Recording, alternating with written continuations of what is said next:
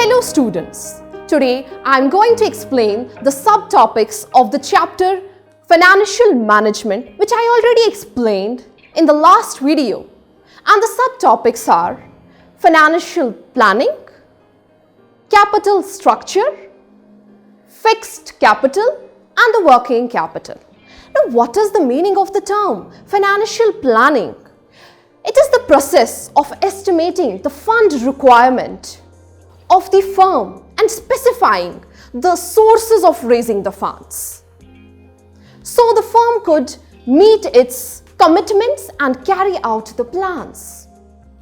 Now it is the process of determining the objectives, plans, procedures and budgets to deal with the financial activities of an enterprise. So financial planning is the financial blueprint of the organization's financial activities in order to ensure that the adequate funds are available at the right time and funds are not raised without purpose. Now what is the importance of financial planning?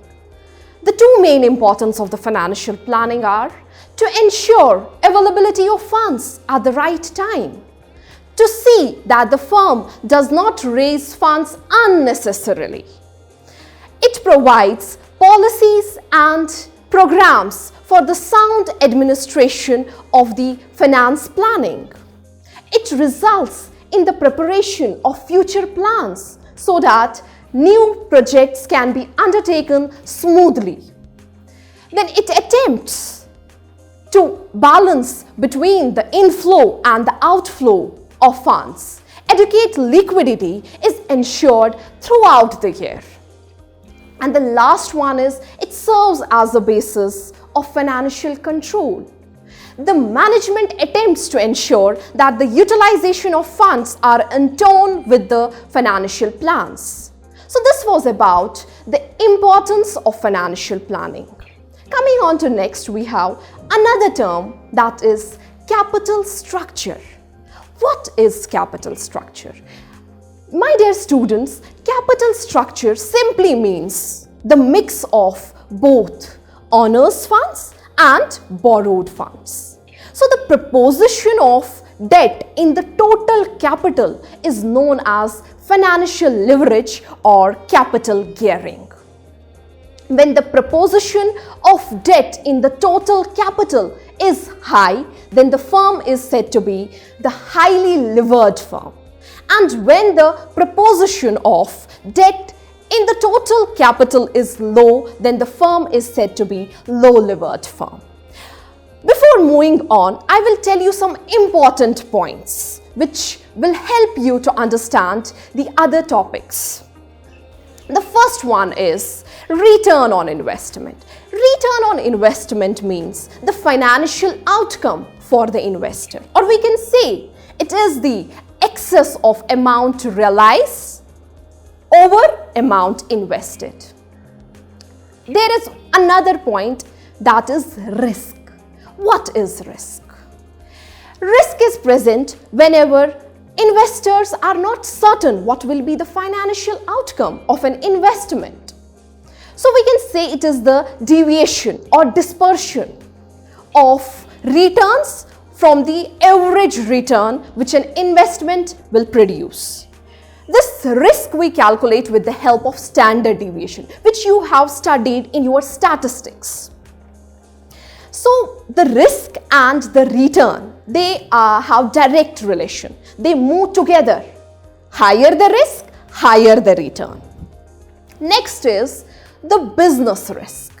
Business risk means the operating cost. When the operating cost is high and the profit situation is low. Then we have another term, that is cost of equity. It is the expected return on the equity shares which the investors expect by assuming the risk. More debts means more risk. So equity shareholders expect more returns. Then I will tell you an example of two companies, Company X and Company Y. both the company require the funds of rupees 3 lakh. Company X 3 lakh and company Y 3 lakh. And the interest rate is 10% in both the cases. Then tax rate, it is 30% in both the companies. Then EBIT, in company X, the EBIT is 4 lakh and in company Y, the EBIT is 2 lakh. Now we have three situations here. The first situation is where both companies will raise funds through equity only. So there will be nil investment from the debts. And in second situation, they will raise funds through equity 20 lakhs from equity and 10 lakhs from debt. And the third situation is they will raise funds through debt 20 lakhs and 10 lakhs from the equity. Now we will do the EBIT and EPS analysis. First of all, I will tell you what is EBIT. EBIT means earning before interest and tax, and EPS means earning per share.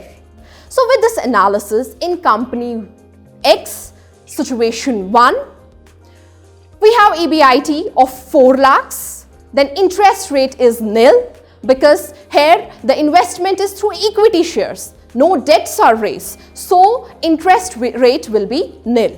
So EBT will become 4 lakh. Now deducting the tax, which will become 1,20,000, and EAT will become 2,80,000. So we can say the number of shares of rupees 10 will become 3 lakhs because we raise whole 30 lakhs from the equities. So the number of shares of rupees 10 will become 3 lakhs and EPS will be equal to 0.93. Now in situation second, EBIT is again 4 lakhs and interest rate is 1 lakh, then EBT will become 3 lakhs and the tax rate will be 90,000. So EAT will become 2,10,000 and the number of shares of rupees 10 will become 2 lakhs and EPS will be equal to 1.05 in case second.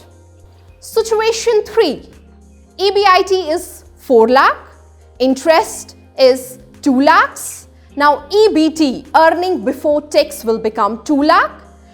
Then deducting the tax, that is 60,000, and EAT will become 1,40,000. Now earning per share here will become 1,40,000 because number of shares of rupees 10 will be equal to 1 lakh. So this was about the EBIT and EPS analysis of company X. Now coming on to the next, that is the EBIT and EPS analysis of company Y. In situation 1, EBIT is 2 lakh, then deducting the interest rate, that is nil, and EBT will become 2 lakhs. Then the tax rate is 60,000 and EAT will become 1,40,000. Then we have number of shares of rupees 10 each, that will become 3 lakhs. So EPS is equal to 0.47. In situation second, the EBIT is 2 lakhs, deducting the interest, that is of 1 lakh, the EBT will become 1 lakh and tax rate is 30,000 and EAT will become 70,000. Now the value of the shares of rupees 10 is 2 lakhs and EPS is equal to 0.35. Now in situation third, EBIT is 2 lakh, interest is 2 lakh, then EBT will become nil, tax nil, then EAT nil, and number of shares of rupees 10, 1 lakhs, and EPS will be equal to 0. So the rate of investment of company X is 4 lakhs divided by 30 lakhs into 100, that will be equal to 13.33%. And in case of company Y, return on investment, that is also known as ROI, is equal to 2 lakhs divided by 30 lakhs into 100, which will be equal to 6.67%. ROI is equal to EBIT divided by total investment into 100.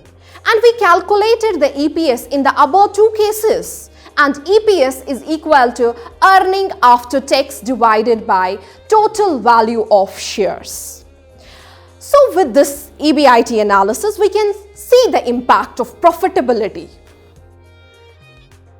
Now, why is EPS rising in case of company X? Because the ROI, that is 13.33%, which is more than the cost of the debt, which was equal to 10%. So the difference between ROI and cost of the debt is the reason of increasing the EPS. And such a situation is known as favorable financial leverage. And here, trading on equity is advisable.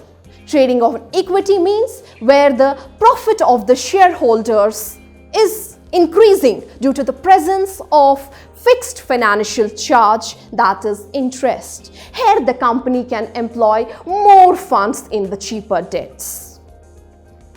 But in situation second, in case of company Y, the EPS is declining. The reason again here is ROI and cost of debt. Because ROI in company Y is 6.67%, which is less than the cost of debt, that is 10%. So the reason for decline in the EPS is the difference between the ROI and the cost of debt. Here, trading on equity is not recommended. Even in case of company X, the reckless use of trading on equity is not recommended. No doubt it will increase the EPS, but it will also increase the financial risk. So this was about the EBIT and EPS analysis of the two companies. Now coming on to the factors affecting capital structure. The first factor is cash flow.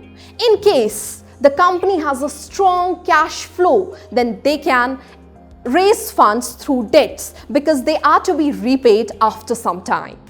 Then we have interest coverage ratio. Interest coverage ratio refers to the number of times the earning before interest and tax, EBIT, covers the interest obligation. So higher interest coverage ratio means more funds should be raised through borrowed. So here we can say the formula of interest coverage ratio is equal to EBIT divided by interest. The next factor is debt service coverage ratio. This debt service coverage ratio refers or indicates the cash generated by the operations, which are compared with the cash commitments for the service of preference and the debts. So here the formula of this debt service coverage ratio is profit after tax plus depreciation plus interest minus non-cash expenses divided by preference dividend plus interest plus repayment obligation. So higher DSCR ratio means more commitment to the service of the preference and debts, and it indicates the company's ability to employ more debts in its capital structure. Next is return on investment. As we have witnessed from the previous illustration, the relation between the ROI and the cost of the debt. So when ROI is more than cost of the debt, then we can raise the funds from debts. Next is interest on investment. As we have witnessed this relation between return on investment and the cost of the debt in the previous illustration. Higher the interest, higher the return on investment means we can employ more funds through debts. Next is floatation cost. It is the cost incurred for issuing the securities. For example, underwriters' commission, brokers' fees, or expense of prospectus. This floatation cost should also be taken into consideration before selecting the source of funds. The next is control.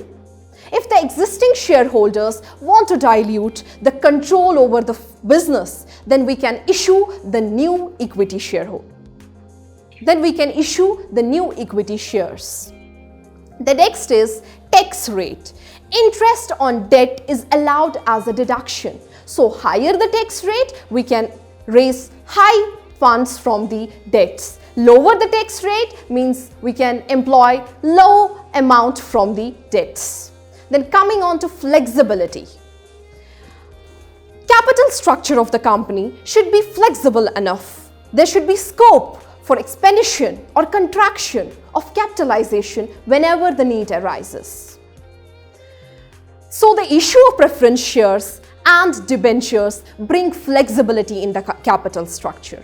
And the last one is capital market consideration. This should be also considered while selecting the source of funds, because in the case of depression, the investors are not ready to take risk, so they will not invest in the equity shares. But in case of boom, the investors are ready to take risk, so we can that time issue equity shares.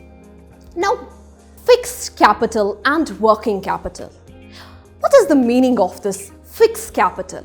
My dear students, fixed capital means investment of funds in the long-term assets. When we say investment in long-term assets, that means a huge amount of capital is required. So the funds should be raised through long-term sources of capital.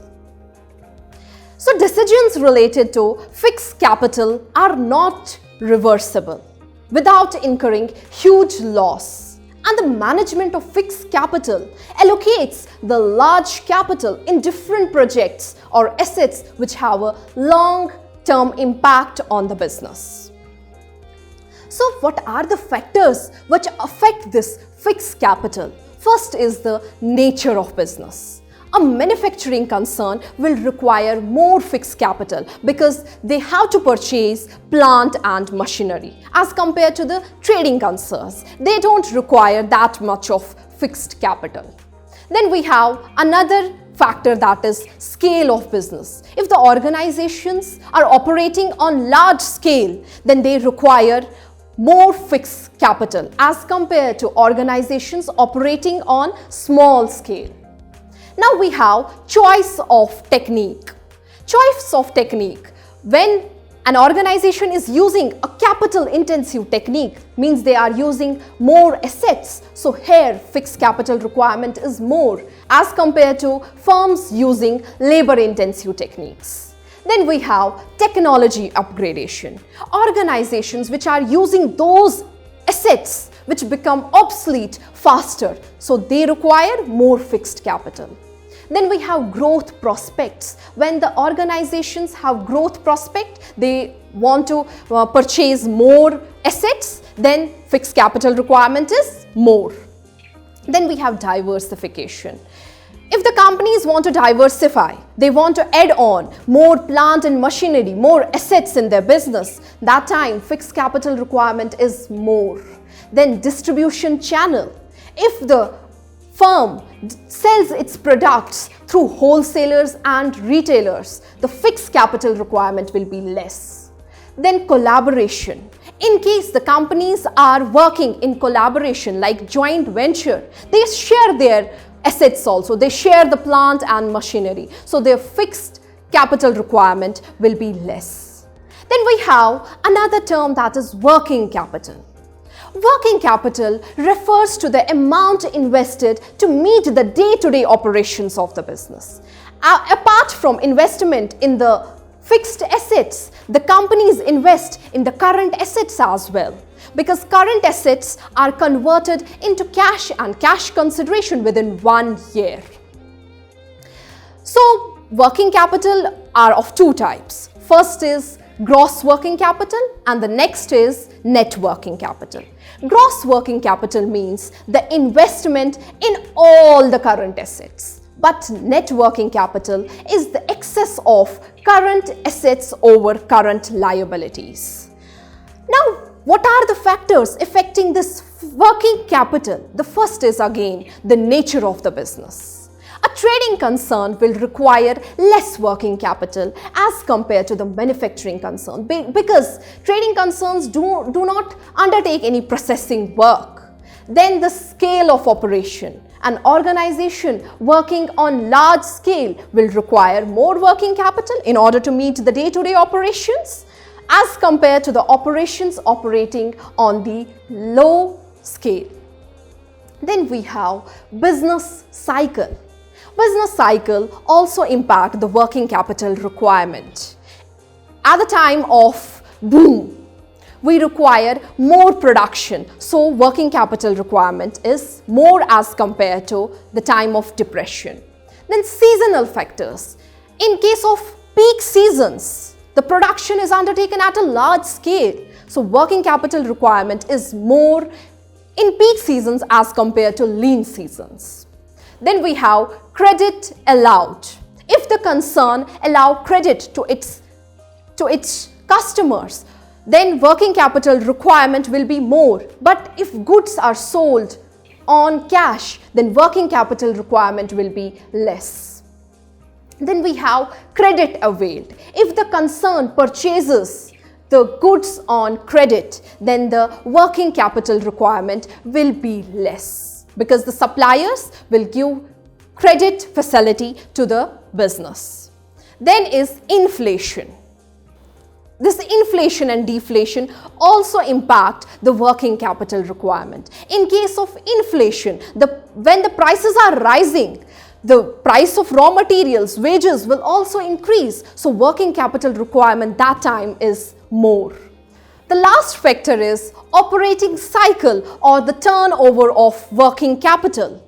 Turnover means the speed with which the working capital is converted into cash by the sale of goods. If it is speedier, then the working capital requirement will be less.